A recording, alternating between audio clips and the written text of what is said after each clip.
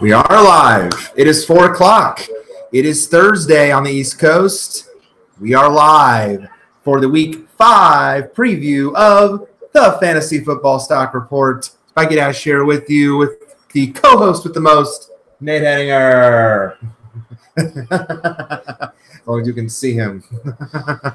Well, I think they have no problem. No, I don't think so. No. At least we got you all set up. So first off, a couple things to discuss before we get into the meat of the week. Big day today for us. I got some big news while at work. During my lunch hour, actually, I got a text from my amazing mother, and she surprised me with an early Christmas gift.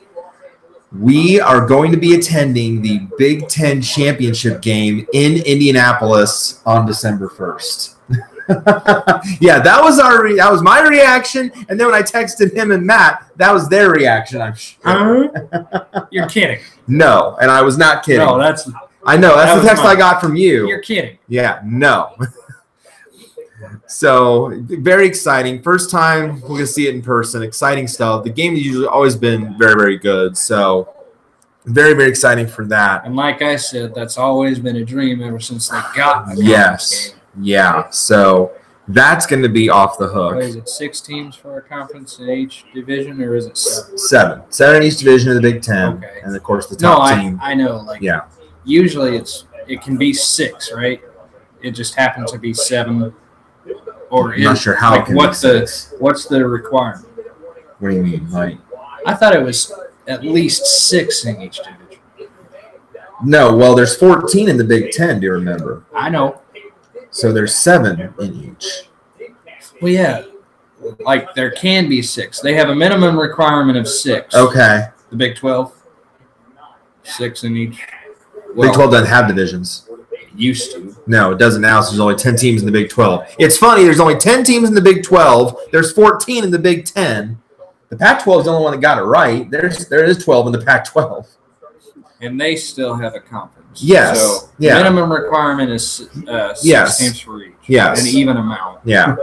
So that's very exciting. So nothing was going to get my mood down today after that happened. No, I'd say. So, and then one other thing I wanted to point out, you don't know about this. I do from what I see on social media and Twitter and whatnot.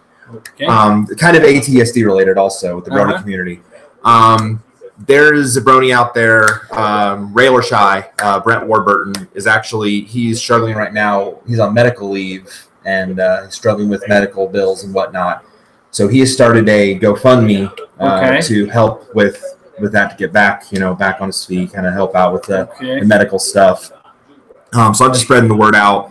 I just made a donation myself actually right now, so a little bit ago. So anyway, the fandom can help. His goal is $1,500. He's a little more than halfway there now. Nice. $775. Good. Yeah. Cool. So if there's any bronies out there in the community, I know the fandom's come together for big moments before. So I've already posted a link also on Facebook as well. Shared the post. So any way you can help out, please do so. I'll also I think probably post a link to the GoFundMe in the description of this video as well. So if you can, any way you can help would be much appreciated to Brent, I'm sure. He's a regular at all the conventions. He's a 5-time sponsor and supporter of Cider Fest. I think Winnie City also. So he does a lot of the big cons. So he's attended all of them. So at least in that general area. So Brent is well known within the community. Is it cancer or some? I didn't really read all the detail, but he had to step away from his job as a result of it, and it just needs some assistance to get back. So I figured why not help him out a little bit. Hopefully he can beat it like Joey. Yeah. They do the what do they do? They did Pony Meets World. They're doing a new series now, Earth the Pony, right now, which is very cool. I watched that first episode as well, so that's very cool. We met him on the Pony Meets World. Yeah, at Winnie City. Yep, yes. And he is going to Cider Fest, I believe, also. So yeah. I know, right? We got Trot and Winnie to. Yes, yeah. And we mentioned that on ATSD. And I mentioned yesterday how lucky Charlie was for getting Dragon Lord Ember to go to Cider Voice of her to get a Cider Fest. So, but those are the two things I want to get out of the way, non-FFSR related, but now we will. I'll update also about our team real quick. Another win for us this week. 3-1 now on the season. Beat the long hashtag I hope to win more than the Browns by a pretty lengthy score. I think 107-79 the finals. So 6 of our 9 in double figures. So a very, very good week again for us. This dope didn't start Flacco. Yeah, I made a dum-dum. I started Tannehill over Flacco because better matchup, and that Flacco traditionally had not played well at Pittsburgh. Whoops. Apparently he does with a better receiving core. He goes off. And Flacco has gone off, and so he will be our starter for the foreseeable future. Until we have to start him for the bye. Right, which is until week 10. Yeah, we'll play Winston week 10. Yeah, so. And Winston's still a decent. Oh yeah. If you got to play Winston over Flacco, or pretty much Winston over anybody. Right. Maybe not great. Right. No.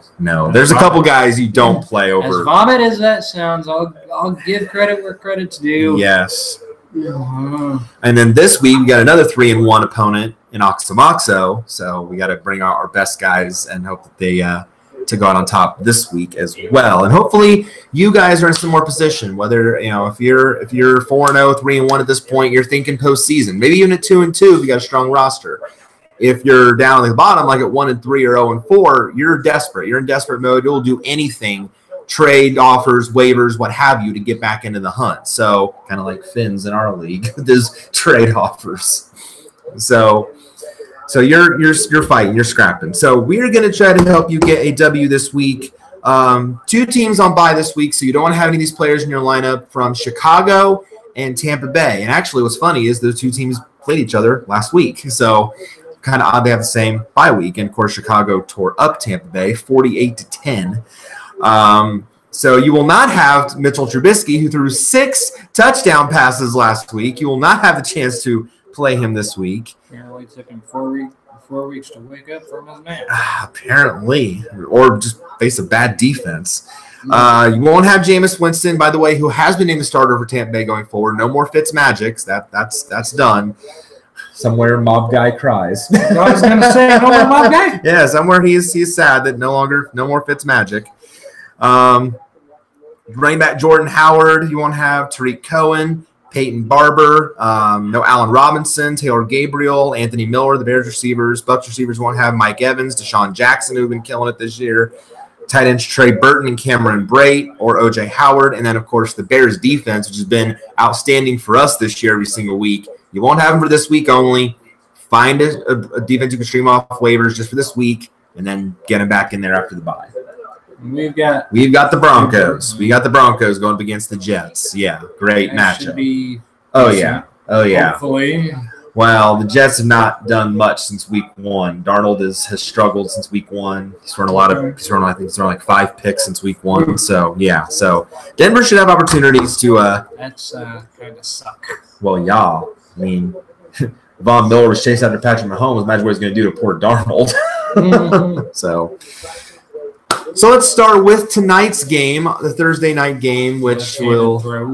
Yeah. Oh gosh. Yeah. Mahomes has just been absolutely ridiculous. Yeah, insane. Kansas City is just. I'm telling you, they to me are the favorite in the AFC. They are to me legit. I mean, I still worry about the defense being so poor and the offense having to do a lot to make up for it. But Mahomes, you can't fault him in a supporting cast for how insane they are. Could we possibly see the Bears? No. We could see Bears Chiefs in the Super Bowl. Yes, we could. Yes, we could. AFC, NFC. Yes, we could. We could. Okay. So tonight's Thursday night game, though, might not be pretty. As a fan, of course, we were root for the Colts, but journalistically speaking, it's hard to not pick New England tonight with the Colts and the Patriots. Here we. Are you going to put your shirt over your head? Well, I can't. Oh, I know you can. Yeah, there we go. I knew that. I sensed that was coming.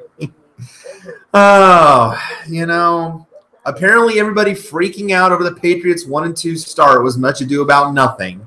Especially tonight, they got Edelman back. Edelman is back. Yeah, Edelman's back. And they made reference on this. We're watching Thursday Night Football. First look. Yeah. And they made reference. They said a quote. Edelman feels like he owes a lot to the Patriots. He acknowledges the PED deal, the 4-game suspension, was his fault. Yep. So he is looking to step it up, and he's looking to bomb. A Patriot taking ownership for a suspension? No. Yes.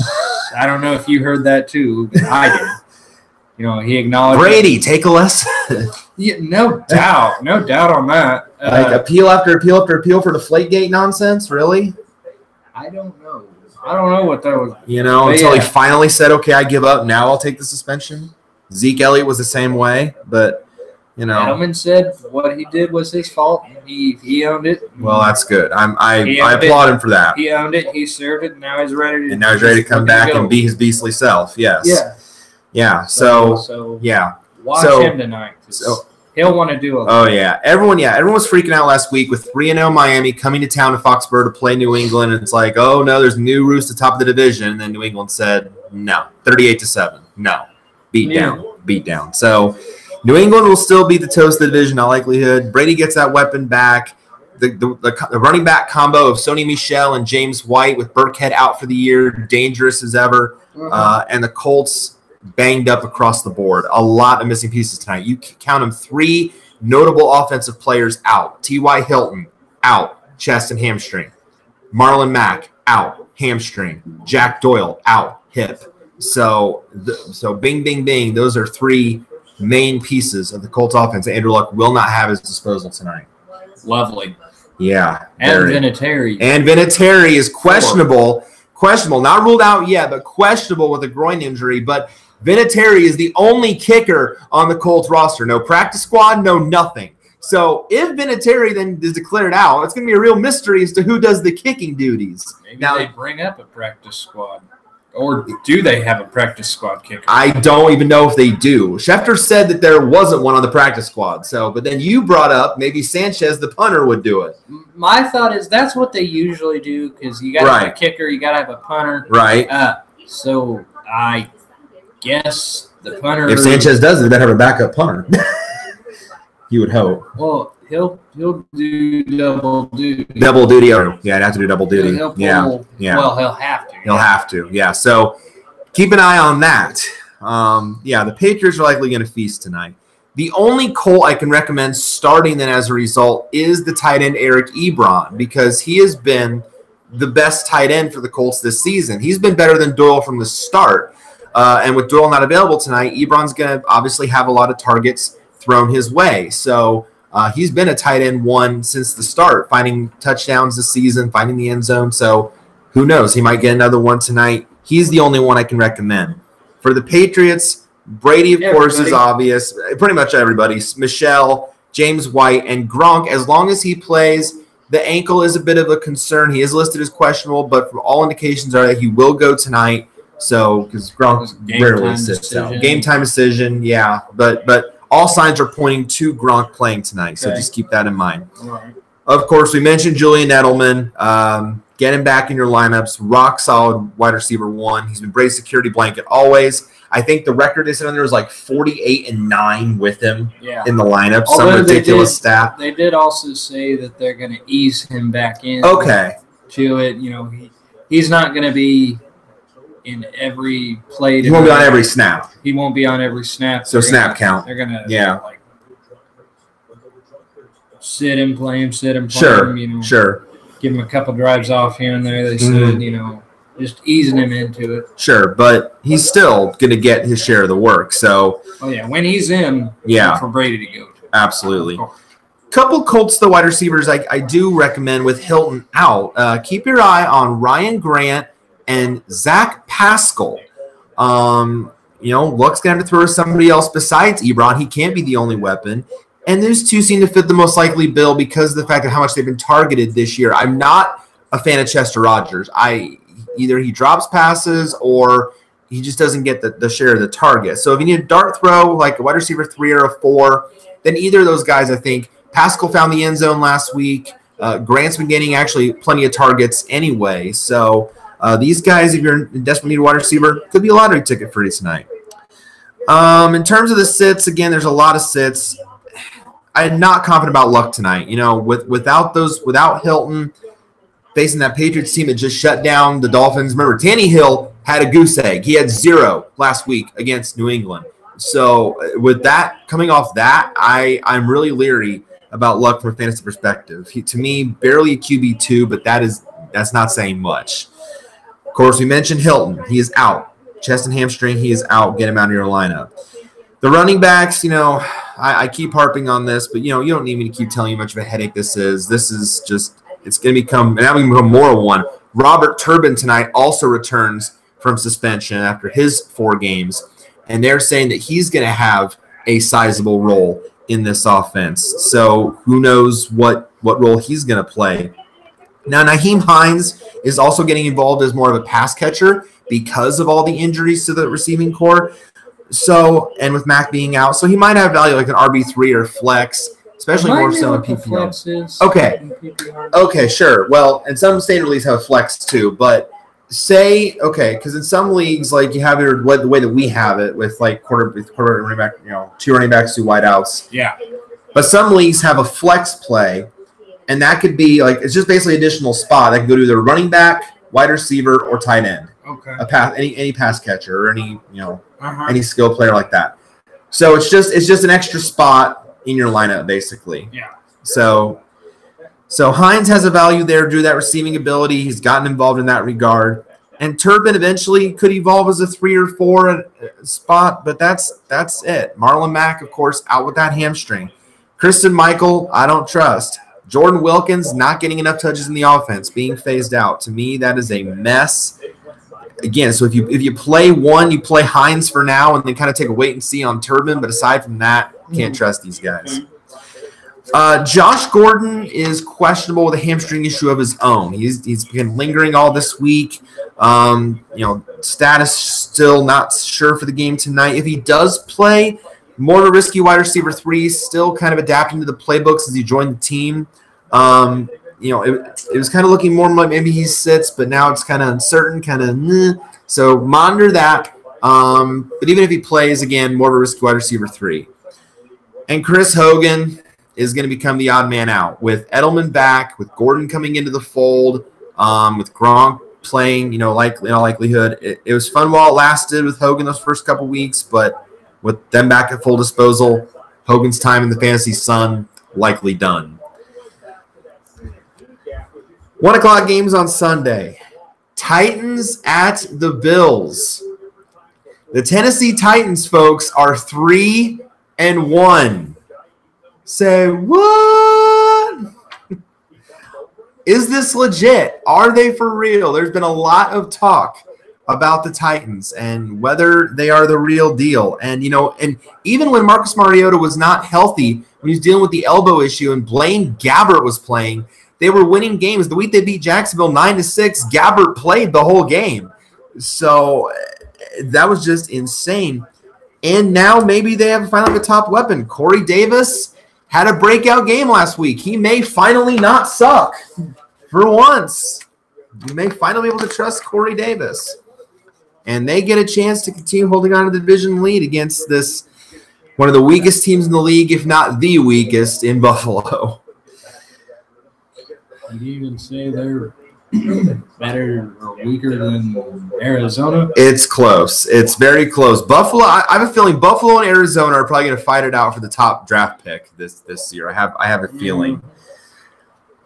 Really, there's only one guy I think here that's an obvious start, and this is kind of a weaker game, but it's more one-sided. Dion Lewis of the Titans has been the main back. He's been the workhorse guy, so you keep rolling with him.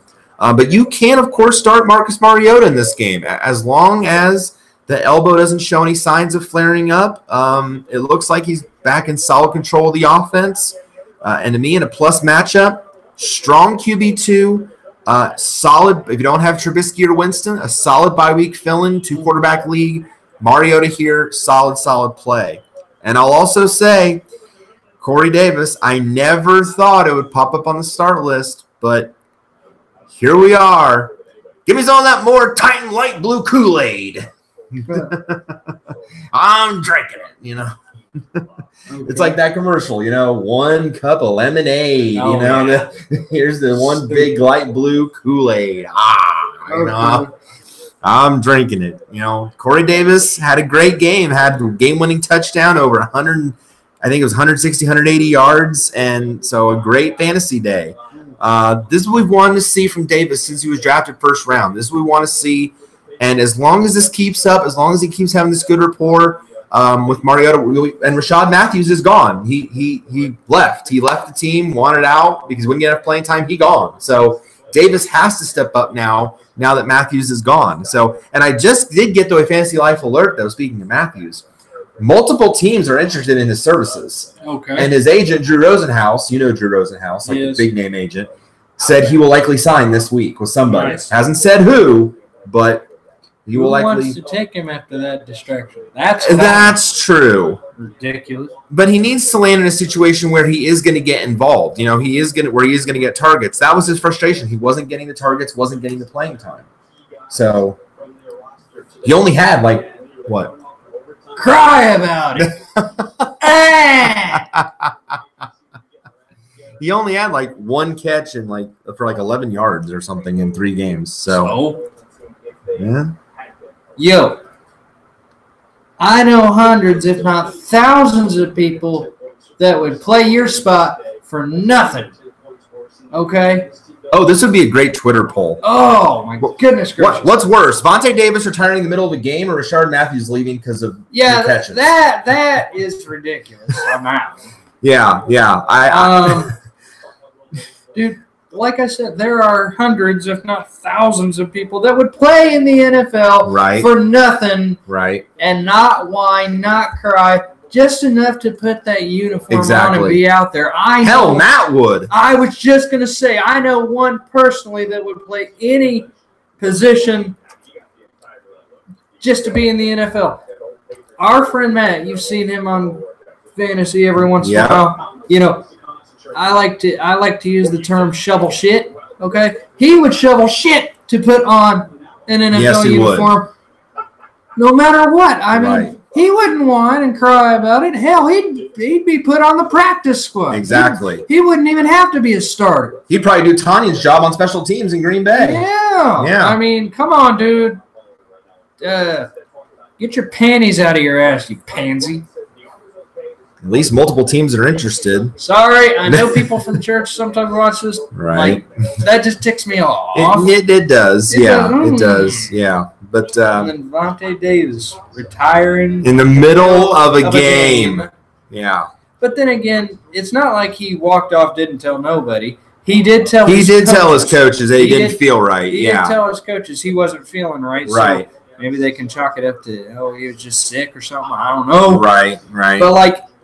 But they've been talking about, because before the FFSR shows, I do come over here and I watch the Thursday night first look, and we're constantly on NFL Game Day Live or Fantasy Live or Fantasy Live. Yeah. And his quote, Vontae Davis, was, when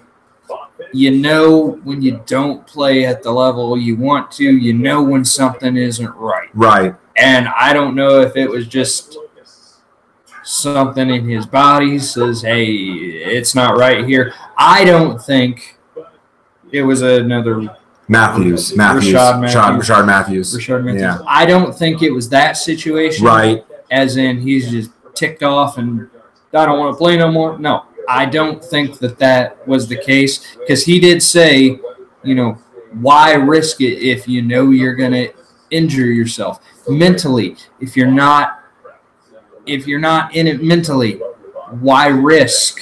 Get out while you're still healthy. Get out while you can still have a life after football. He's got a wife.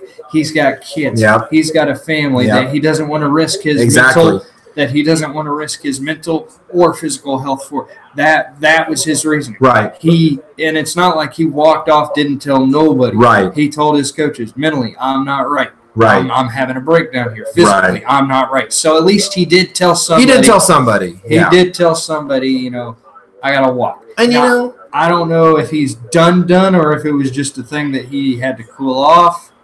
Like, I don't know if he's I think he's done. He wanted to spend time with his family. Like, when he posted on Instagram, he posted a picture of his family. Like, he wanted to spend more time with his family. So, okay, and I can understand that. So, like, he did make it official. Yes, he's retired. But when he was healthy, like, you remember when he was a Colt, he was one of the best cornerbacks in the league. Yeah. But he had been injury prone his later years. So I can understand where he's coming from. And knowing that and they also touched on this. Mm-hmm. He said, knowing that I'm injury prone, I still got a little bit of my health left. Still want to be a husband. Still want to be a daddy to my kids. Still want to be there for my family. Why risk playing when – and he knew it was going to be a risk. He says, he even said it. He says, I could have played, but I knew I'd be risking my health, be it physically or mentally.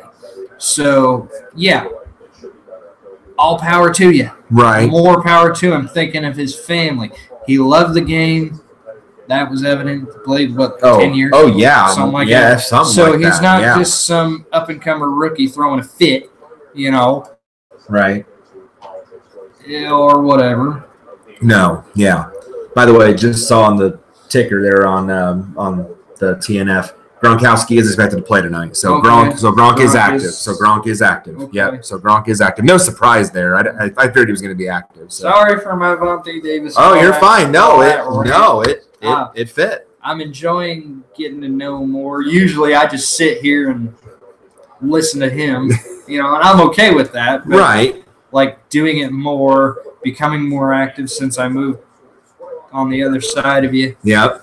In May, and getting used to coming on, at least for this show, every week now. Pretty much, yeah. Like I said, you're a co-host now. You are a co-host. Yes, I consider you a co-host. Yeah. There's the left-handed catch again. Yeah.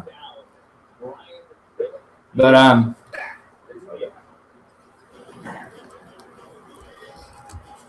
I'm getting used to talking. I'm getting used to, putting more input. Vontae, more power to you. Absolutely. Happy days. Wish you well. Yes, absolutely. Yeah. Could have been done differently, yes, but he did say that in his post on Instagram. He said he could have at least waited till after the game. Sure, yeah. Or he could have told his coaches, "Hey, I'll be out here. Just sit me. Right. I don't feel right. Can you sit me out the rest of the game and then move on?" Yeah. He didn't. From a PR standpoint, he didn't have to walk off the field at halftime. Right. Right. He could have just said, "Hey, sit me." Right. Right. I'll watch my team. I'll support my team. This is going to be my last half of football, but I'm still here for the team. He could have done that. Right. Right. I bet you he kind of wishes he would have. In hindsight, statement, yes. But when you're in the middle of a breakdown, okay. I took psychology and sociology in high school and a little bit in college. My wife has a 4-year associate's degree in psychology. You take enough to know when even in the preliminary classes. Mm-hmm. When you're in the middle of a nervous breakdown, a mental breakdown, a physical breakdown, you're not thinking right. Exactly. You're not thinking straight. Exactly. Yep. And I'm not picking on been there. Yeah. Have you? Well, I've had mental breakdowns. Yeah. Mental and emotional. Yeah. But for different reasons, of course. I'm not picking on Vontae. No, we're not. No. It's just the facts. Right. When you're in the middle of an emotional or mental breakdown, you ain't thinking right. No. Your only thought is what just happened. I gotta get out of here. I gotta get out of here. I gotta get out of here to save myself. It's the fight or flight. Exactly. Yes. Mechanism. It's human response. It's the fight or flight response. Yeah. Is what they call it in psychology. Yes. You are just focused on your survival, whether it be mentally or physically, what have you. Right. The sole focus is I don't give a crap about anything else. Right. I got to get out of here to preserve myself. Exactly. And that's what he did. Yes. So And I'm so glad the media isn't picking on him. No, I'm glad they didn't. Yeah. Because they know. Yes. Come on, anybody can have an emotional breakdown or a mental breakdown. You know, like I said, your sole thought is, I got to save myself. I don't care. And I don't know if that also ties into the debate on the whole with CTE, with the trauma and the head, head trauma, concussions, and that kind of thing. He was probably thinking that too. You know, yeah. He flat out said, "I don't want to risk my health anymore. Right. I've had a good run. I don't want to risk it. I've got a life outside of football. Yep. You know, the kids deserve a father, and the wife deserves a husband. Of course. I don't care. You know." What you do, whether you're a trash man or an NFL football player, your family deserves a family. Absolutely, you know? absolutely. So, yep. Good on you, Vontae. I'll put you in the Hall first ballot still. Right. I will, just for the simple fact that later, when he calmed down, got his mind right, got his body right, he did acknowledge, could have done differently. That's class. Yes, it is. No, I agree. It is. It is. Yeah, so no, I 100% agree. It wasn't like a Terrell Owens bitching about everything or something. Or Chad Johnson. No. I'm sorry, Ocho Cinco. Which I think is the stupidest. He legally changed his name. That's not even the worst of it. Oh, I know it's not the worst of it. No, there's a guy who, I forget where he's from, but it was like 10, 15 years ago or so, maybe 20 years ago, legally changed his name to God. Wow. Okay. It was in the paper. It was all over the news, all over the paper. And I thought the Flyer fan getting the tattoo of the new mascot was bad. Legally changed his name to God. I am not joking. I wish I was. I wish you were. Jeez. Well, so, yeah. I could just imagine. Hi, God, how you doing? Right. Sitting back to the Titans and Bills. I know I went on a tangent there, but it was fitting. Made sense. Yeah. Speaking of the Bills, though, your skilled players, you don't play any Bills in fantasy right now. These guys just cannot be trusted. That includes LaShawn McCoy. Obvious Bills. None. That's right. None. Remember Walter from None. How many weeks in Green Bay is football weather? That would be none. Yeah, you play none. Yeah. And Derrick Henry. Derrick Henry has not reached double figures in a single game yet this season.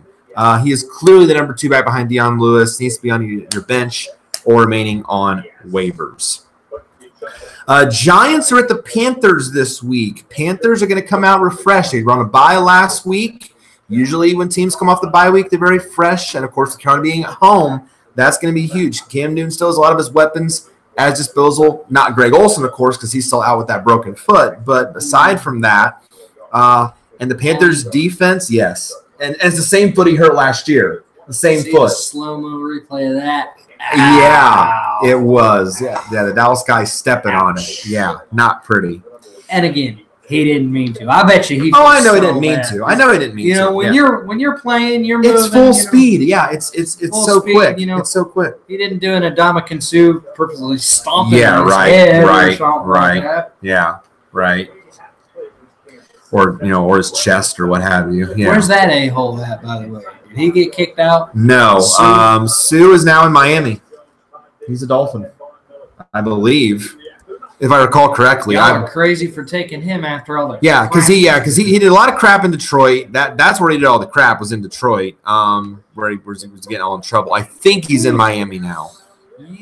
You wouldn't want me as a coach. You purposely stomp on a guy's chest, you're out. You're done. No, he's a Ram now. He's a Ram. Jesus. He's a Ram. Yeah. We'll give you your guaranteed money in your contract, but after that you're done. Yeah, he was Lion for 5 years, Dolphins for 3, and now he's a Ram. So now he's part of that Rams stingy defense. No wonder they're so good. Right? I mean, the Rams. I wonder if he's still a dick. Honestly. I mean, the Rams just beefed up offensively and defensively. Yeah. That's why they're one of the best in the league. That's why they're the Vegas favorites to win the Super Bowl. Wow. I'll be honest with you. I wouldn't mind the Rams beating. I wouldn't either.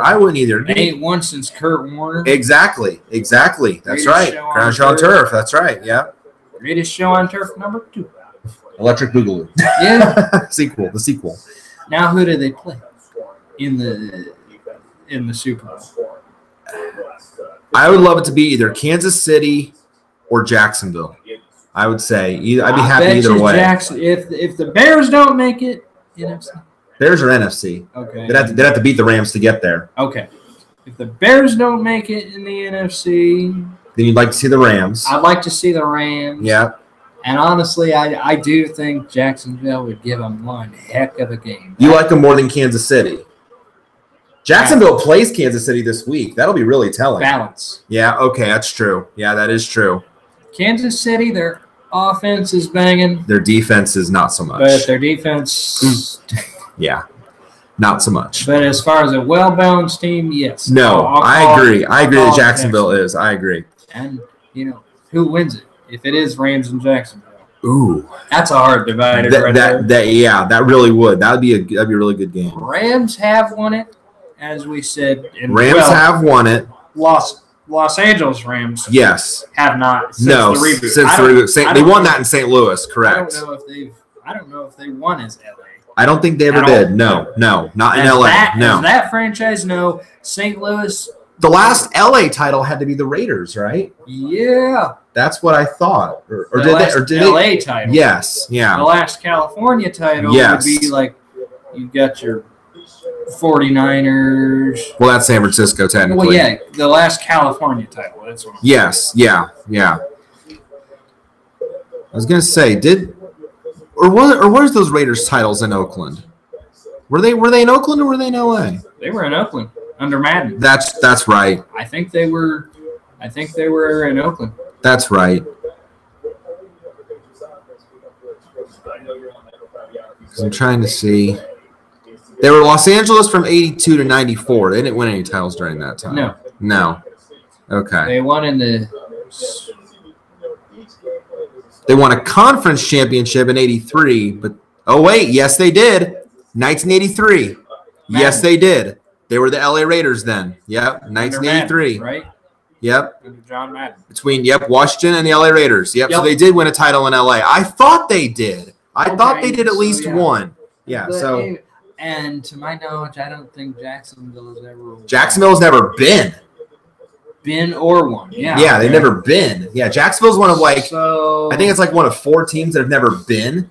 Jacksonville, Houston. Who else has never been? No, not Carolina. Browns. No, Cleveland's been, but they never won. I'm pretty sure Cleveland's been.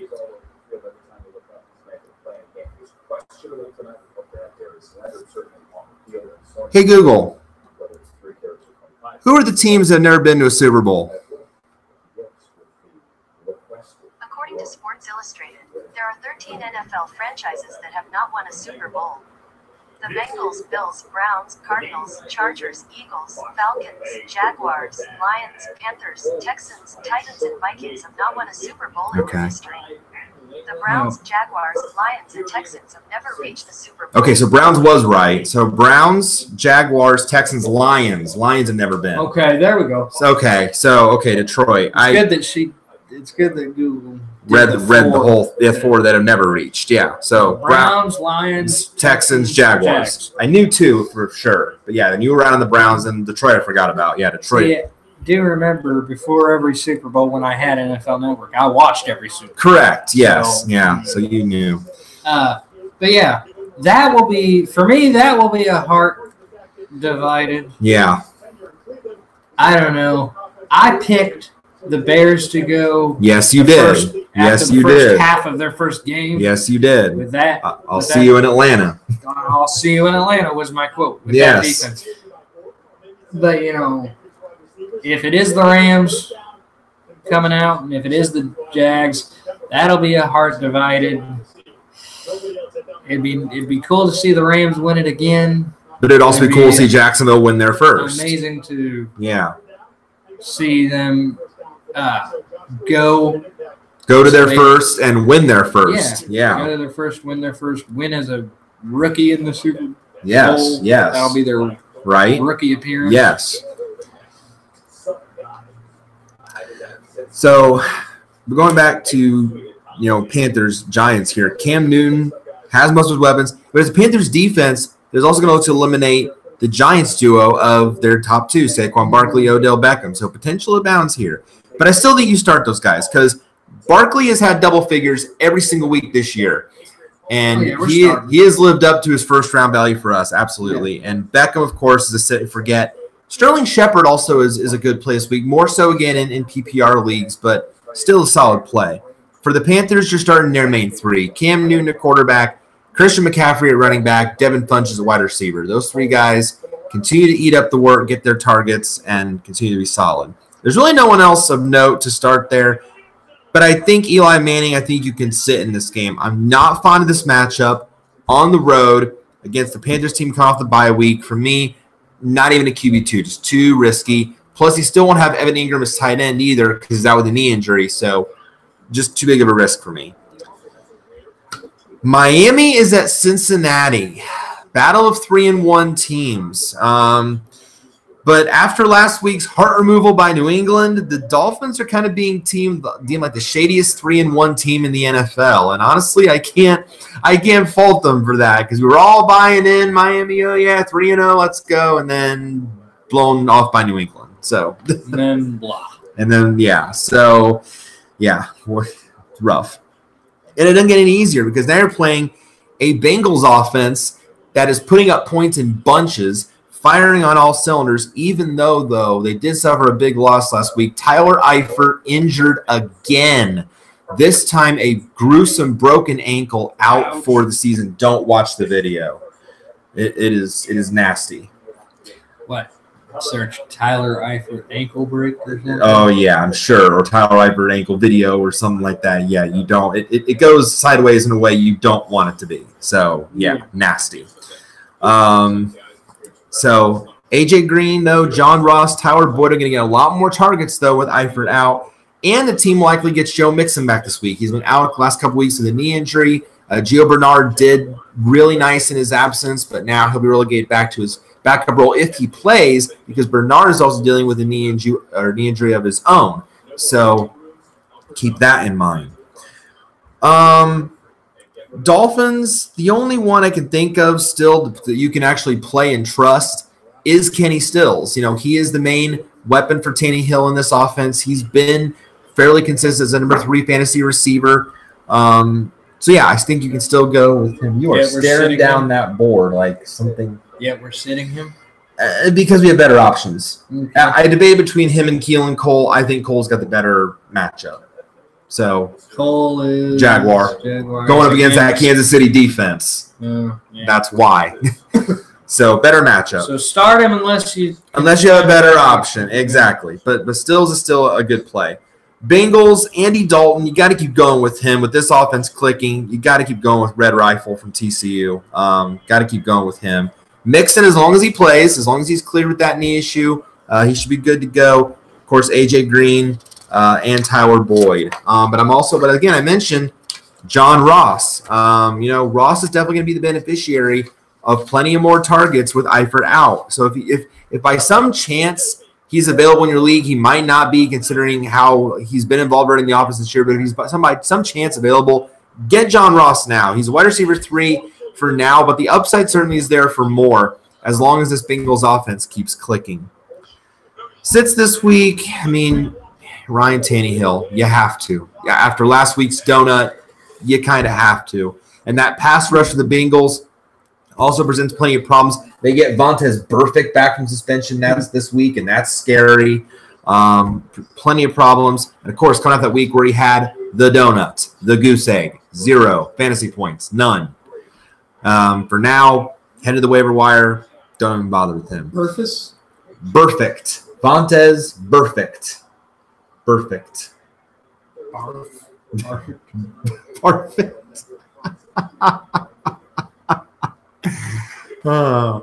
As long as you don't get any more trouble on the field, Vontaze, stop getting suspended all the time for dirty hits. That's been his problem. He'll be suspended again. As stingy as they've been with the late hit on the passer. The roughing the passer. Yeah. Well, some of them are starting to figure it out. Like I don't know if you saw a couple plays. Aaron Donald was instead of slamming the guy down, he just picked him up and tossed him down, the quarterback down. So some of them are trying to find ways around that. So they're trying to avoid it. Take him off the feet and just drop him. Exactly. Yeah. And Kenyon Drake, disappointing here. Honestly, I'm not really sure how the Dolphins are utilizing him. Only one game in double figures this season. That was week 2 where he had 12. He's had 1 point total the last 2 weeks. 1 point in the goose egg? Yeah. Yeah. And he's supposed to be the main running back. Go Fig. Until we see more consistency, he needs to feel the fantasy bench. Didn't even get 10 yards. No. I don't know why they're not using him. And your backup is whatever's left of Frank Gore. It's like, geez, you should be the star. Dude just needs to retire already. Frank, you had a good run. Right. And then the other corner to mention, of course, is Giovanni Bernard. Again, fun while it lasted. Had 2 great weeks to fill in for Mixon. Paid dividends for us. But Mixon's coming back this week. Plus, Bernard's dealing with that. Originally, it was undisclosed injury. Now we know it's a knee. So Bernard, if he plays, he's back to his kind of reduced role, PPR flex play. But if he's out, obviously leave him on your bench or on the waivers.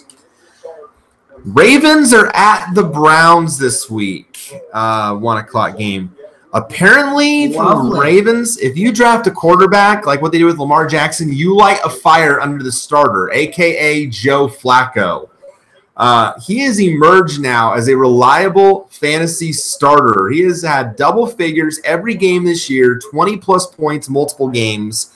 Very favorable schedule also the rest of the way. I think I told you he only has 2 matchups against top 10. Yes, you did. Top 10 defenses. Amazing. He is quickly putting his name in the running for fantasy football stud for our team. Oh, okay. Ozzie Newsome, you drafted Lamar Jackson? Okay. Okay. I'll tell you. I'll keep Lamar Jackson's butt on the bench, Or pull you off, give you up yours. Yeah, right. Do the Earl Thomas in Seattle and give you the finger, Yep.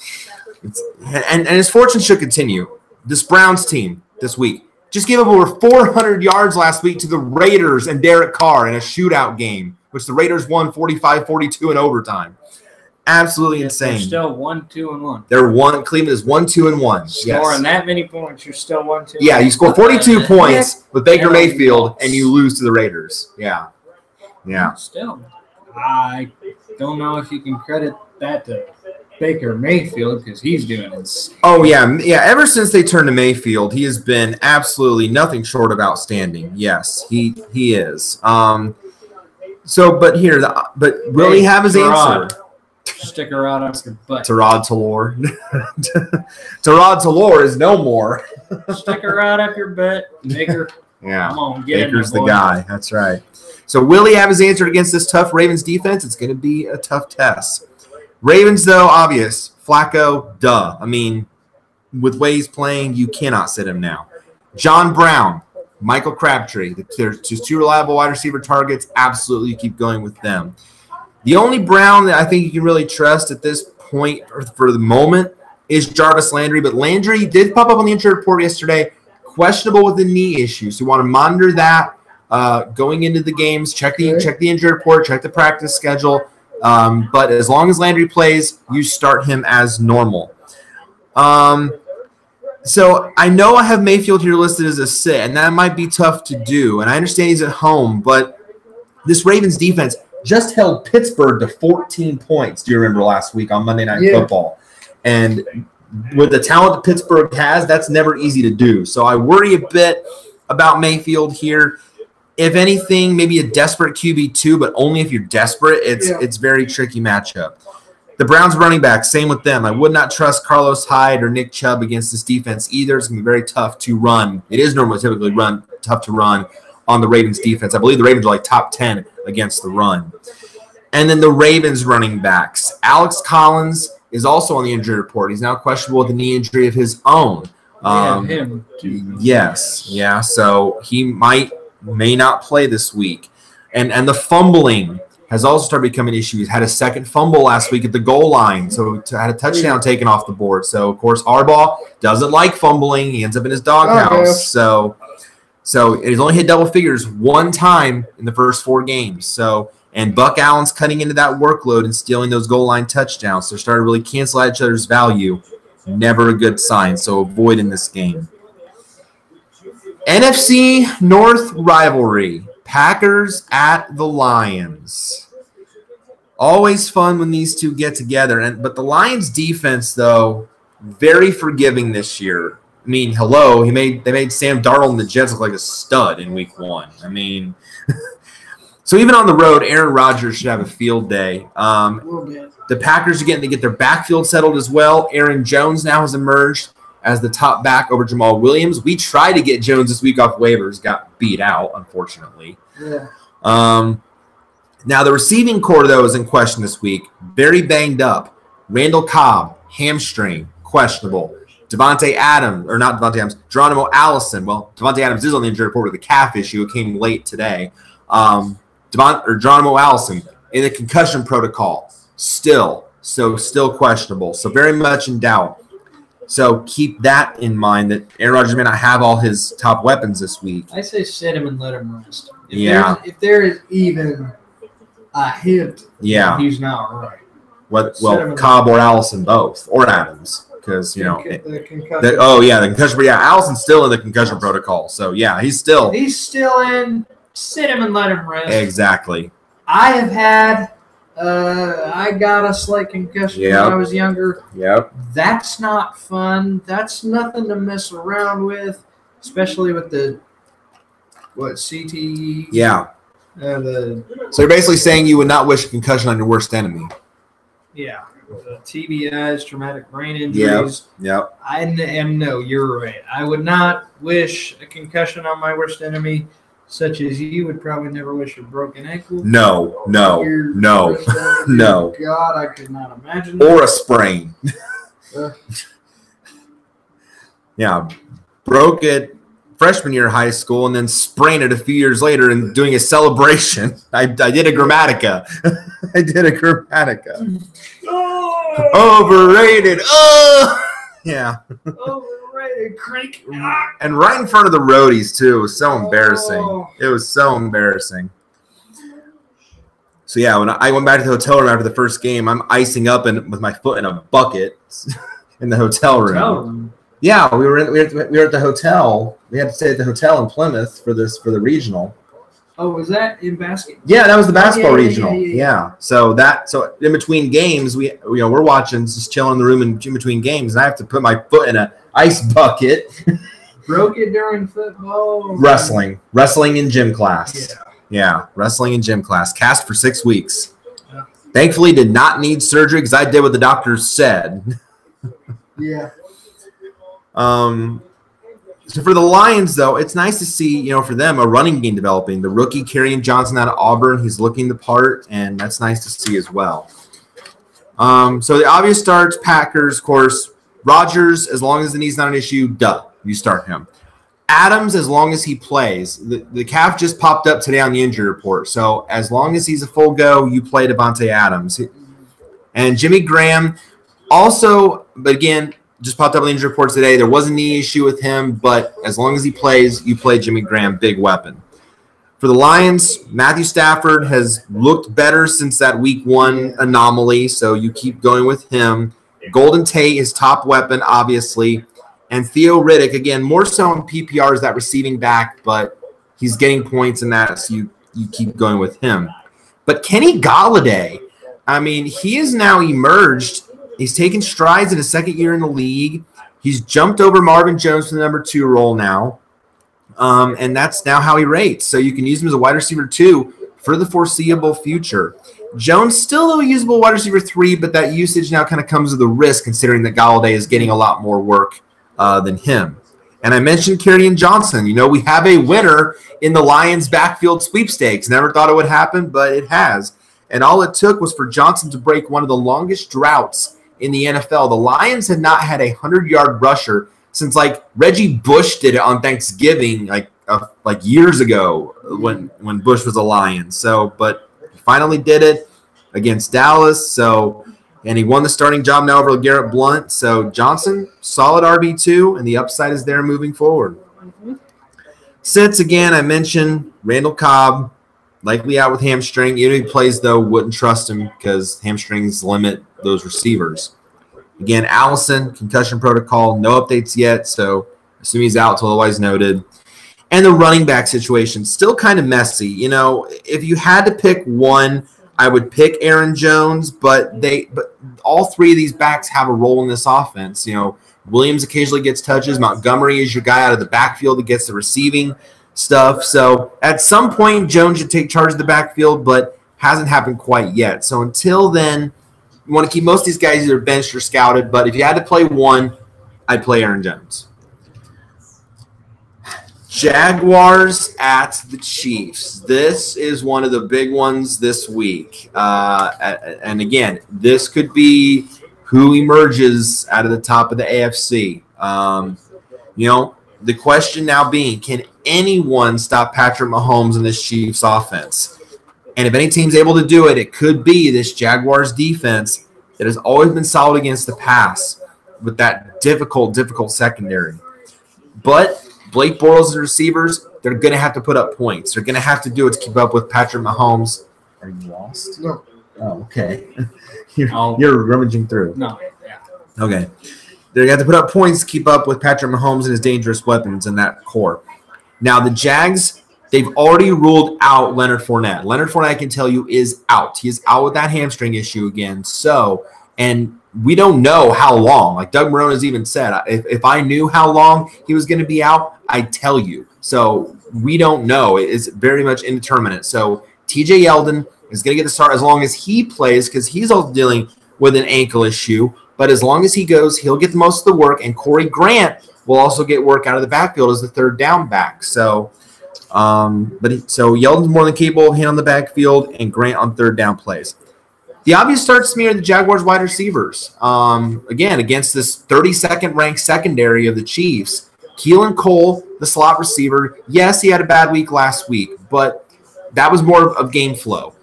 He's going to get targets this week. Same with D.D. Westbrook, who has broken out as the top outside receiver in the Jaguars offense. I think you can really go with those two guys in this plus matchup this week. For the Chiefs, you know the usual four.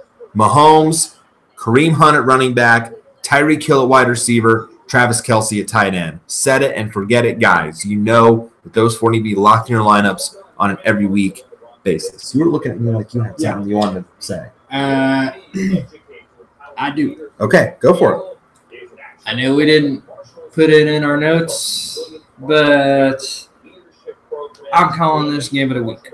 Okay. You're calling this one game of the week. Okay. I think I had another one. I had another one, but that's why I was going through my notes to look at the teams covered yet. Okay. I'll call this my game of the week. You already referenced it. This, you know, it's got AFC, implications. Yes. For top team in the AFC. Yes. Yeah.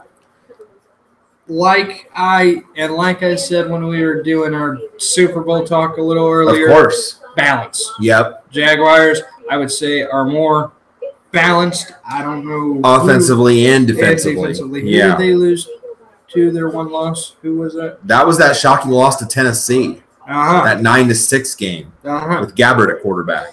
And still, that wasn't a bad loss. No, considering how the Titans are now, tied for first with Jacksonville in the division. So, yeah. So potentially they could have been 4-0 as well. Right, exactly. Balance. Exactly. Good offense, good defense. I've watched them play a little bit. Yeah.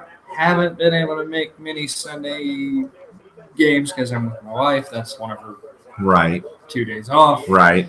You know, we like to spend Sunday together. Of course. I'll probably at some point come and watch some games with you. But, yeah, this is my pick for game of the week.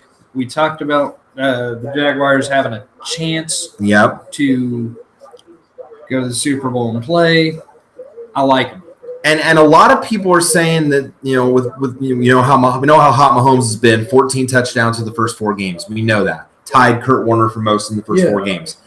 But a lot of people are saying this could be the week that Mahomes has his like worst fantasy output so far of the season, like because Jacksonville could keep him in check. So I mean, you still start him, but he might not have his big buku weeks like he's been having, is what they're trying to say. I like the Chiefs' offense, but that but defense is just so I like bad. the Jags' defense. Yes. I'm not going to call it the worst game for Mahomes yet. I don't know. Right. I guess I'll have to see him play. Right. You know, come back to me next week. Right. But, yeah. So, and then other starts, again, with that secondary being so bad, you can start Blake Bortles in this game. Yes. Solid core of receivers and a solid spot start against the secondary. Yeah. He's going to have to throw. High-end QB2, but the upside is there for maybe low-end QB1 potential. And I mentioned TJ Yeldon, with Fournette out, undetermined amount of time. Yeldon takes over. Yeah. Locked in as long as he plays. And Corey Grant can also be used more so in PPR because he's the third down back, but could also put up some nice points in standard leagues. Well, we got him off waivers for depth for our bench as well. So we wanted Yeldon, missed out on Yeldon, unfortunately. We got beat out for him, but we got Grant instead. So, and the only sit I could think of here is Sammy Watkins. Normally, Watkins is an obvious start because of his role in this offense, but hamstring injury, so he will likely be out this week. Broncos are at the Jets. I mean, the Jets. I mean, the suck. I mean, they're pretty bad. Let's be real. I mean, they're pretty bad. And again, maybe the week one thing against Detroit obviously apparently was all fluky because ever since that win, 3 straight losses for the Jets. Yeah. So, and Case Keenum, he has found his niche leading this Broncos offense. I made the point when we were watching the Denver-Kansas City game. He's found the right spot. Yeah. He really has. When he was with Houston, he didn't have the talent he had in Minnesota or here in Denver. He's found his right spot. 2 capable backs, Royce Freeman and Phillip Lindsay, the undrafted player out of Colorado who has been killing it. Yeah. Along with, of course, weapons in the receiving core. They should have a field day against this just struggling Jets team that has not been able to replicate that week one success. So obvious starts for the Broncos. Your top 2 wideouts, Emmanuel Sanders, Demaryius Thomas, getting involved in this offense, getting targets from Case Keenum, obvious guys. And same with the backs, Phillip Lindsay, Royce Freeman. They're both used pretty equally in this offense. Yes, they're very much interchange on different plays. Right. So you can use both of them. The only Jet you can really consider that's fantasy relevant right now is Quincy Enunwa. I mean, he has been the most targeted in this Jets offense with Darnold. So, as you can keep rolling with him. But I will say you can start Case Keenum this week. If you need a bye week fill-in or a strong second quarterback, Keenum could be the guy. It's another soft matchup after playing the Chiefs. Jets secondary is no threat at all. So to me, Keenum's serious QB2 upside with potential for more. I didn't put it on here because we got them, but yeah, the Broncos defense can use streamer. Obviously, Broncos defense. That's another one. Sit Sam Darnold. I mean, I know that Mahomes just put up a great performance against him, but Patrick Mahomes, Sam Darnold, big difference. And Darnold's given us no reason to trust him since week one. Keep him on waivers. Keep him reserved. Same with the Jets running backs. Isaiah Crowell and Bilal Powell are not great. And that Broncos front with Von Miller and company, that poses a major, major challenge. Kareem Hunt really did, as we saw last week, didn't do much against him until he got that late touchdown late. So Hunt was stinking until that late touchdown at the goal line. So no thanks to the Jets running backs. So mostly start your Broncos, to the majority of your Jets except for Enunwa. This is my fantasy jackpot this week. Falcons, Steelers. Wow. Okay. Reason why, 2 terrible defenses. The offense is going to put up points in this game. And really, the big news, of course, of the Pittsburgh Steelers is Le'Veon Bell is coming back to the team during the Week 7 bye week. That's the report that came out. That's the major storyline. So enjoy James Conner while you still have him as your RB1 because Bell's return is going to usurp that unless he gets traded before then. It's also interesting to note that that's like right before the trade deadline. the Steelers bye week. So he's either going to come back to the team or get traded. So it'll be interesting to see. The bell watch continues.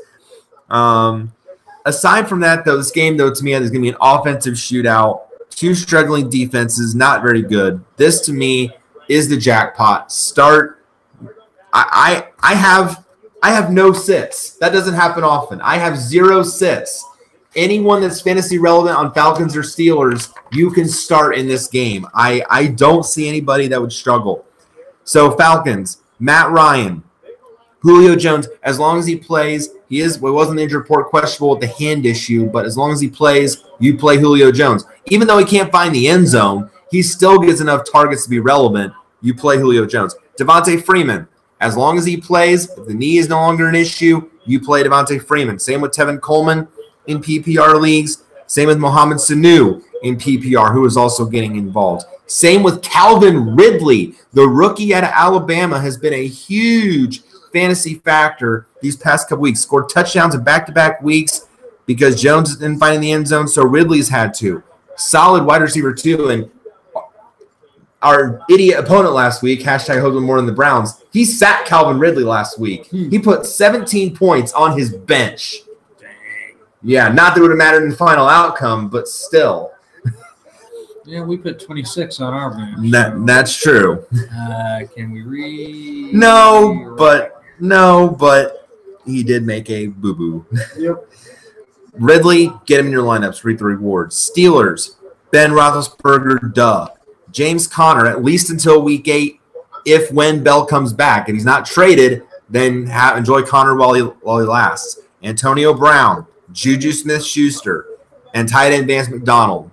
You're starting your fantasy relevant players in this game. I don't see anybody in this game that will likely struggle. I think this game is going to be buku. I think this is going to be the highest scoring game of the week. I see no downside for that game because both defenses are just really, really bad. I mean, Atlanta gave up 37 to Cincinnati. Yeah. And Pittsburgh's giving up buku points. They gave up, I think, 40-plus to Kansas City earlier this year. So, yeah, bad defenses.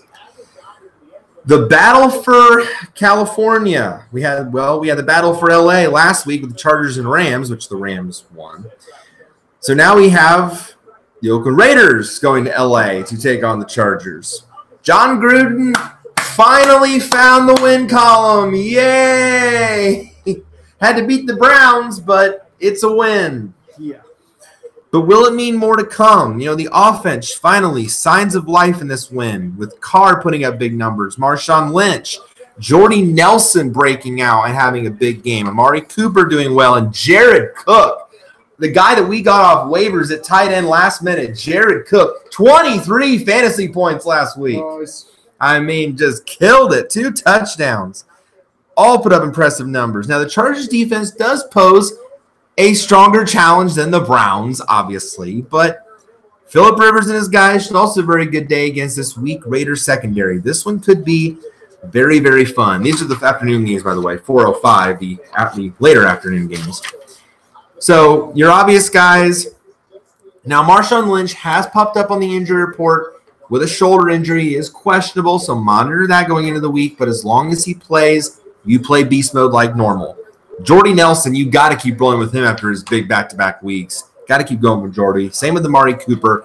And Jared Cook is now a set-it-and-forget-it tight end 1. I mean, he's the most targeted tight end in the league. He's the most, I think, yards in the league, finding the ends over the touchdowns. And now, with tight end being so decimated by injuries last week, good tight ends now are hard to find. It's like finding a needle in a haystack. I mean, it's gold nugget buried in the bottom of a cave. It's like, it's hard to find. So if you got a good tight end, be thankful because they're hard to find at this point. Dime a dozen. Chargers, Phillip Rivers, of course, keep rolling with him. Always consistent. Melvin Gordon at running back. Austin Eckler also still putting up good points here, especially more so in PPR leagues, that third down back. But keep going with him. Keenan Allen as well, the top receiving target. And Mike Williams, again, more so in PPR, but is getting more involved in the offense. I want to keep going with him. And start Derek Carr. I mean, why shouldn't you? I mean, had the breakout performance last week, and here's hoping that continues because he's getting this good rapport with the receivers and Jared Cook. To me, a low-end QB1 for this matchup and a great bye-week fill-in as long as you can get him. So if Derek Carr's out there by chance, pick him up, reap the rewards of Derek Carr. The only guy I can think of to sit here is Tyrell Williams, the other Williams in the Charger receiving core, kind of being phased out of the offense, not getting as much work, just isn't consistent enough to warrant consideration. Keep Tyrell Williams on waivers or on your bench. 425 game, Vikings at the Eagles. We have an NFC Championship game rematch. Of course, last year was the blowout, 38-7, Philadelphia last year. I'm sure the Vikings remember that. But kind of questions abound about the defending champs now. Are they really this bad? Because after the loss to Tennessee in overtime last week, there's a lot of questions coming in now with the Eagles at 2-2. What do we make of them now? Yes, Carson Wentz is back. That's great. And so is Alshon Jeffrey finally healthy. Good. But right now, just maybe not enough to get that team in the next level. Now, they're going to need that offense at full strength because this Vikings team does match up pretty well with them, especially offensively, and defense very strong. Fireworks, though, could be there because the Vikes and the Rams battled back and forth last Thursday. We could see similar here potentially. So this game could also be very, very interesting. Obvious starts. Vikings, Kirk Cousins, he's been so impressive with Minnesota this year. You got to keep going with him. The receiving, the 1-2 punch of Adam Thielen and our guy Stephon Diggs. You got to keep going with those two as well. And Kyle Rudolph, one of the more, again, tight end, one of the more rock-solid tight ends in the league. For the Eagles, you keep going with Wentz, though. It's, again, nice to see him out there. You keep going with him. Jay Ajayi is finally healthy again. He did return last week, so you want to keep going with him. Zach Ertz, the tight end, not really being challenged by Dallas Goedert, the backup tight end. Ertz is still getting a lot of targets, so you want to keep going with him, especially with the banged-up receiving core, not so strong receiving core. And Nelson Aguilar, more so in PPR, but you want to keep going with him. And Alshon Jeffrey, Now, he is questionable this week, though. He does have a bit of a chest issue, but no sign of him being out yet. As long as he plays, you keep going with Alshon Jeffrey. Nice to see him back out there and produced quite well last week. As long as he plays, rock-solid wide receiver, too. He gets plenty of targets from Carson Wentz on a weekly basis. Keep going with him. The only one I can consider to sit is Dalvin Cook. And even if he plays, I don't like him because, again, hamstring issue. And those hamstring injuries are so tough to play through. The backs aren't as explosive. The receivers aren't explosive when dealing with those hamstring injuries.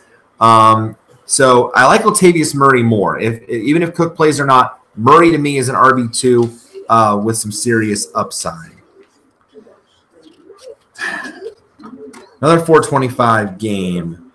The 0-4 Cardinals at the 1-3 49ers. This is the game of the WEAK. This is Toilet City. This is hey, who doesn't want to be at the bottom of the NFC West? This is that, And for the Cardinals, at least David Johnson, the running back, is returning to form. But aside from that, not much to like about these Cardinals. Now, Josh Rosen did have a decent game last week, and he's clearly far better than Sam Bradford. I begged the Cardinals to start Josh Rosen. You guys know it.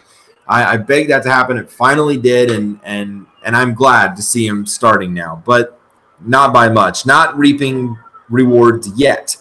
And Larry Fitzgerald is banged up, showing his age, hamstring issues, back issues. He might not even play this week. So age clearly catching up with Larry Legend. Now, the Niners offense might not be a total loss without Jimmy Garoppolo. Remember, Garoppolo done for the year, torn ACL. But C.J. Beathard showed that he can sling it around. But, yeah, as a whole, game of the week. Not WEAK. Not much to like here. The only obvious start on either side is David Johnson. The fact that he's getting back into the offense into a solid role at running back, the main guy, he's going to make this Cardinals offense go for the most part. So you keep going with him. But I will say C.J. Beathard is not a bad starting option. The Cardinals defense provides little to no resistance against offenses. And Beathard showed last week he can at least run the offense well. Mm-hmm. 2 quarterback leagues, certainly worth a look. Or, again, if you don't have Trubisky or Winston, a decent bye-week fill-in for this matchup. Sits, there are, of course, a few. There's one more to start. I mentioned George Kittle from San Francisco. Apparently, again, tight ends coming at a premium. And apparently, Kittle's going to be the only consistent weapon with this offense with Beathard under center because they were former college teammates at Iowa, Beathard and Kittle. Okay. And Kittle had an 82-yard touchdown last week against the Chargers.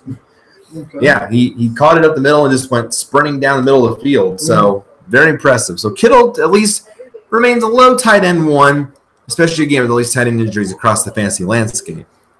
The sits, Everybody. pretty much everyone else. Rosen, not quite doing enough yet to be relevant yet. I mean, it's nice to see him doing well, but he's going to be more matchup based than anything. So not yet in this matchup. The 49er running backs, no. Matt Breida, Alfred Morris, they're canceling each other's value. They're both involved too much. Avoid, it's a headache. Avoid. And Larry Fitzgerald, it's tough to say, but he's no longer that must start that we used to rely on. He's, this might be his last year anyway. So he said this could be his last year. So, and questionable with that hamstring and back. So just tough to see, but he's had a great career regardless. So just tough though for this situation. And I did not see this when I picked the Jaguars and Chiefs. LA Rams at Seahawks. Mm-hmm. Oh, I still would say the Rams coming out of Seattle, but you got that 12th man. Yes, Ooh. yeah. That could be my And that's my first sentence right there. If the Seahawks are to be taken seriously as a contender in the NFC West, they need to win this game in front of the 12th man. That could be almost my second potential game of the WEEK. Yeah. If Jags and Chiefs doesn't really pan out. Yeah. And I would say upset alert. Yeah, potentially too. Woo. Yeah. But here's the thing. Seahawks aren't the Legion of Boom anymore, but No. they're still decent. Yeah. I would say. And now with Earl Thomas out for the year with a broken leg, they have nobody left in the Legion. So Yeah. Russell Wilson, though, bit struggling. And the run game, still a bit of a mystery. They also lost their tight end for the season, torn patella. So Will Dissly, yeah, he was having a great campaign. So Patella he's is your kneecap. knee. I was going to say Yeah, so he's done for the year. It could be easier said than done for him. And Jared Goff and the Rams' weapons, they really should not have much issue against the Seahawks defense, but especially with Thomas now done for the year. So they could have a field day. So the Rams, you're starting most of your, if not all your Rams weapons. You're starting the Rams weapons. Jared Goff is now a elite must-start QB1. Todd Gurley, duh. Brandon Cooks, Cooper Kupp, Robert Woods, his targets. You're starting these guys. Seahawks, though, I do like the wide receivers, though. Doug Baldwin, nice to see him back healthy. So I think you can go with him. And Tyler Lockett, a little bit more so in PPR because he doesn't get a whole lot more targets than Baldwin does, but he does occasionally make the big play downfield. So more so in PPR. The sits, though, I hate putting him here in the sit, but Wilson, as tough as it is, even at home, that Rams defense, though, just scares me. Yeah. It's just, and I understand Wilson doesn't play better at home in front of the 12th man, but it's like that defense, it doesn't matter where they're at. No. They could be playing in the middle of Timbuktu, and it wouldn't even matter. It just scares me. Risky QB2 for me this week for Wilson. And the running backs. Pete Carroll must really hate fantasy football because we all thought, Chris Carson's not going to play. He's out for the week, hip injury, not going to play. Rashad Penny is the next in line, the rookie out of San Diego State. Yay, it's your time, Rashad. And here comes Mike Davis with 2 touchdowns last week. And we're all going, huh? What? Yeah. Who? Where did he come from? As NFL Network would say, that helps no one. So Somebody ought to ask him that, by the way. Hey, Pete, You hate fantasy. You hate fantasy. We always say that year after year after year. There's always one coach. There's one coach, fantasy Belichick in 1 year. Yeah. or Carroll. Yeah, there's always one. Yeah, that just wants to foobar your whole fantasy week. Go back to USC. Maybe you'll run in. Maybe you'll throw on the 1 yard line there. Oh, but I'm cheese. Yeah. So yeah, avoid the Seahawks running backs. It's a mess. That'll be your legacy there, coach. Exactly. Losing the Super Bowl because you didn't trust Marshawn Lynch. It's Marshawn freaking Lynch. Huh? And then I'll never forget that Idiots. Seahawks fan. You do not throw on the 1 yard line. You go Marshawn Lynch, and he busts through his own TV. Like he put his body through his TV. In hindsight, I guess we should have went to Marshawn Lynch. Now that I think about it, Yeah, think. Yeah, right. Hey, here's my foot. You know. Here's my foot straight up your. Yeah, right. That's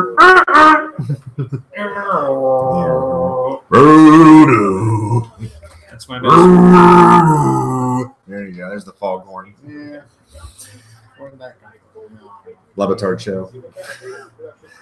Or Olbermann. We were talking about the fog game. You know what you can't beat? The fog. Yeah, I feel great shame. Sunday night game.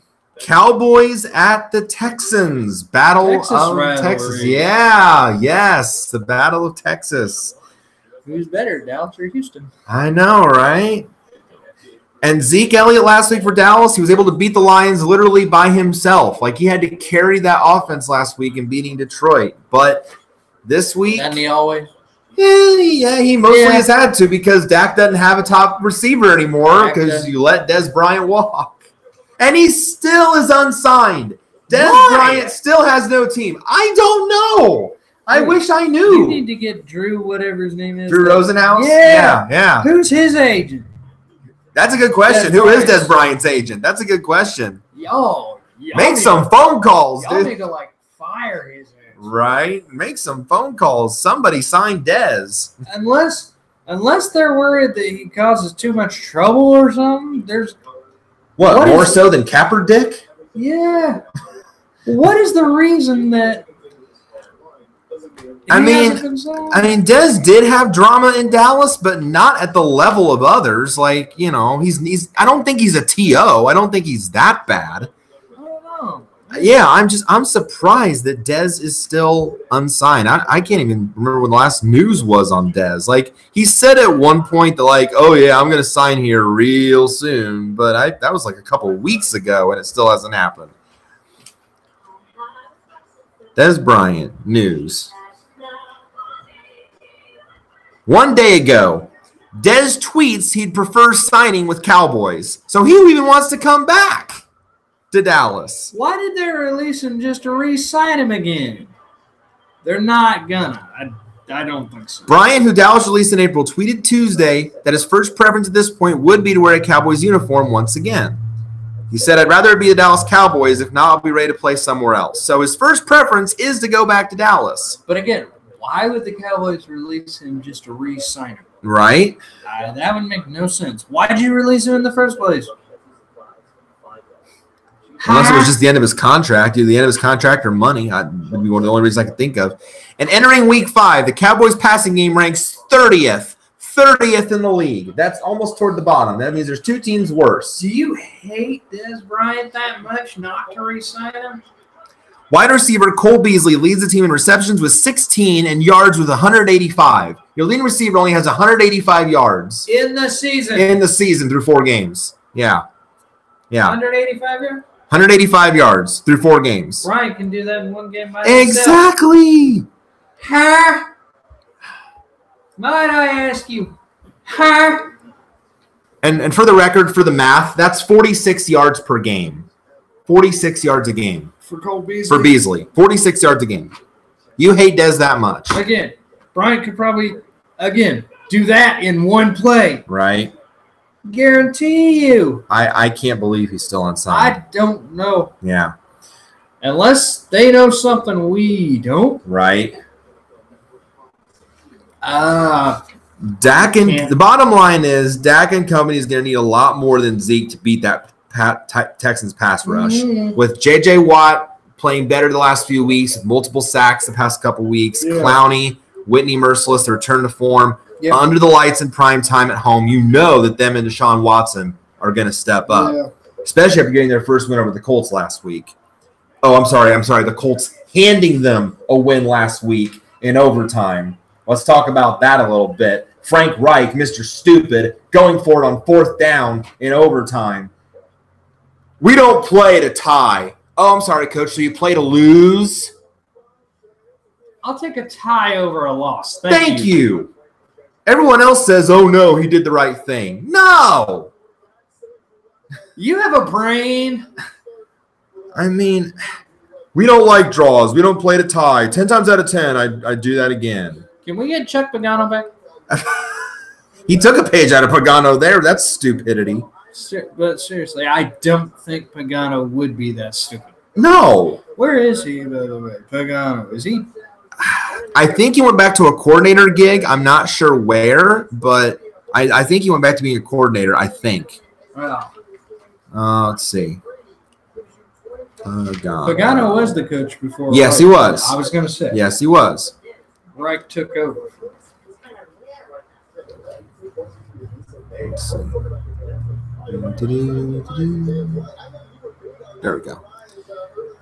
He is the defensive coordinator for the Ravens. Wow.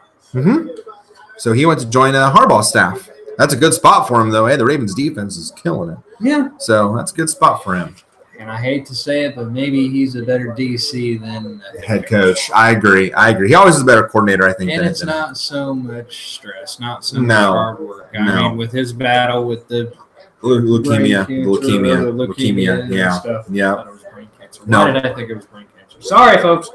But, good on you for beating it. You showed leukemia. Yeah. That who's boss. Right. You made it your right. Right. Good on you. Absolutely. Yep. So, they're going to show up. And the Texans now might be without Will Fuller. They're one of the top wide receivers with a hamstring. But Kiki Cootie, the rookie, stepped up in his absence. So Cootie. Yeah, Kiki Cootie. That's how you pronounce it. I'm pretty sure.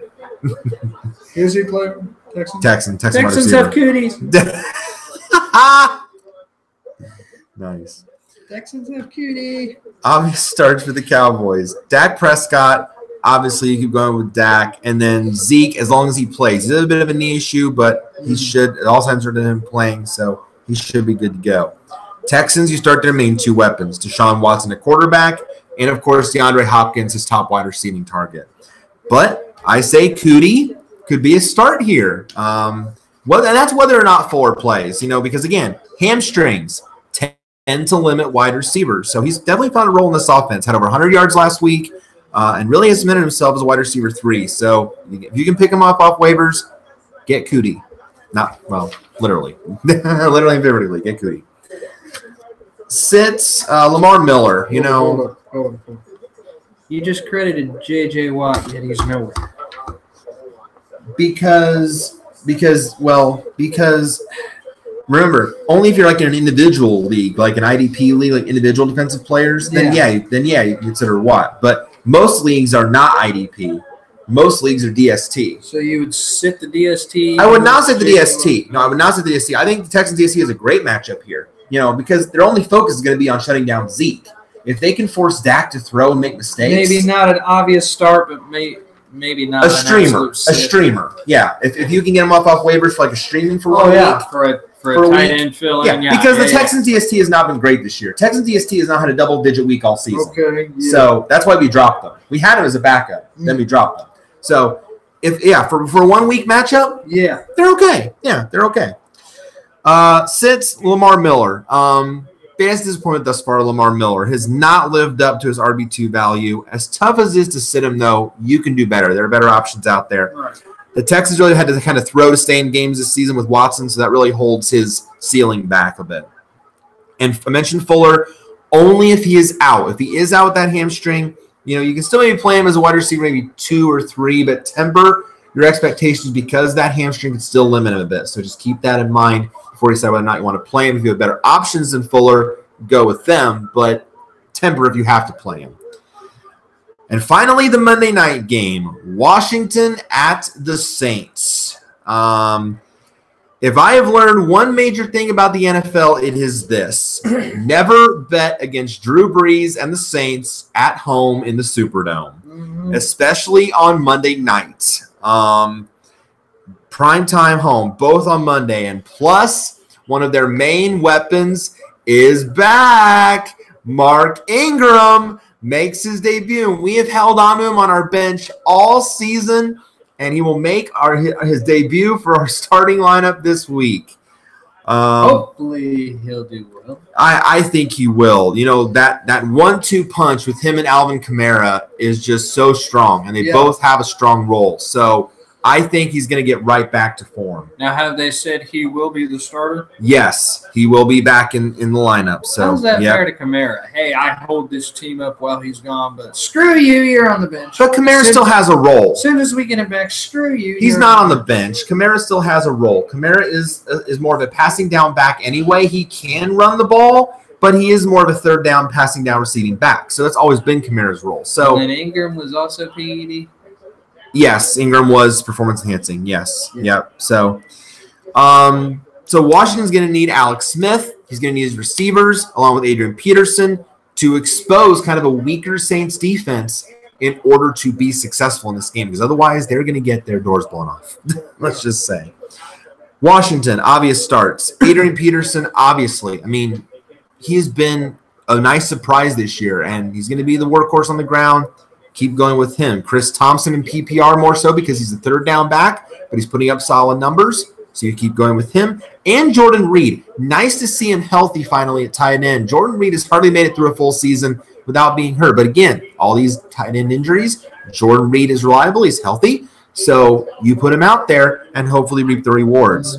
For the Saints, though, again, Breeze is obvious. Of course, Kamara, Michael Thomas, who continues to be a stud for us, and Ted Ginn, again, more so PPR because of those deep plays, but he makes big plays. You keep going with Ted Ginn.